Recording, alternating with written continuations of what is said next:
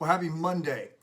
I hope your weekend was a good one, and I hope you're gearing up for 40 fun days because that's sort of the mandate. You may not know this, but between Ash Wednesday and Easter is 40 days, a period of Lent. We're supposed to be more reflective of our sin and the need for Christ to go to the cross. But the 40 days after Easter, leading up to Ascension, the Ascension, when Sunday, when Christ rises from heaven up, or rises from earth up into heaven, those 40 days are supposed to be a bit of a party. So I hope you're celebrating appropriately the good news of the empty tomb and the resurrection of Christ.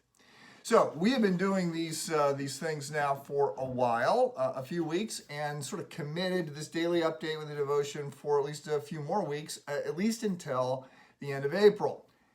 We're not sure what we're going to do because we're making this up as we go, but I thought I would switch over. Now that we've finished the Lord's Prayer and Holy Week, I thought I would switch over and we would do the book of Philippians, because Paul is quarantining in a prison cell when he writes it. Not exactly self-quarantining. He has been imprisoned, but he's writing to the church in Philippi, and he's writing about joy. So Paul, you probably know, Paul is an enemy of the church who becomes a convert, then becomes a leader, and then becomes the first missionary. On his second missionary trip, he takes Timothy, and they head out to Asia. Now, this is all different than expected, and in fact, they can't get into Asia. That's Acts chapter 16. They keep trying, and the Holy Spirit won't let them, and they end up going to Europe, to Macedonia, which is where they're going to write this letter to the Philippians. Macedonia is named after Philip of Macedon, who was Alexander the Great's father, and it's this colony, this Roman colony there in Europe.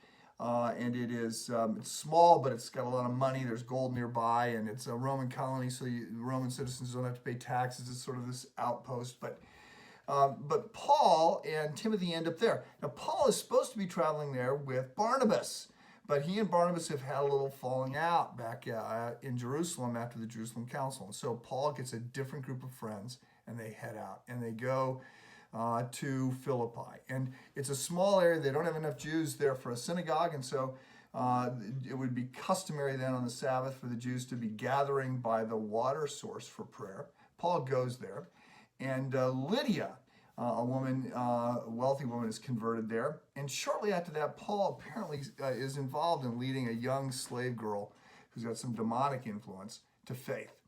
And this leads to problems with some people, and there's a riot, and Paul ends up in prison. And then in the middle of the night, he's been beaten, and he's in prison there. They're singing songs. The jail, there's an earthquake, and the door opens up to the jail.